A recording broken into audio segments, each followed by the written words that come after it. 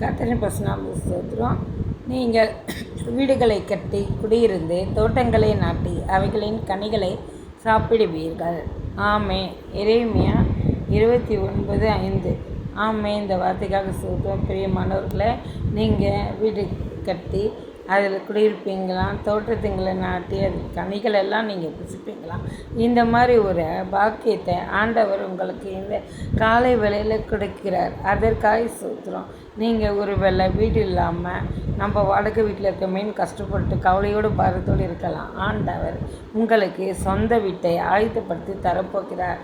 தோட்டங்களை ஆயத்தப்படுத்தி அதில் கனிகளை நீங்கள் சாப்பிட முடியாது உங்களை சந்தோஷப்படுத்த அவர் வல்லவராக இருக்கிறார். அதனால் ஒரு சிறு ஜபத்தை பண்ணி, ஆண்டவரே எனக்கு ஒரு வீடு வாசல் கொடுங்கப்பான்னு சொல்லி நீங்கள் கேட்கும்போது கர்த்தர் நிச்சயமாகவே கொடுத்து உங்களை ஆசீர்வதிப்பார். ஆமேன், ஆமேன், ஆமேன்.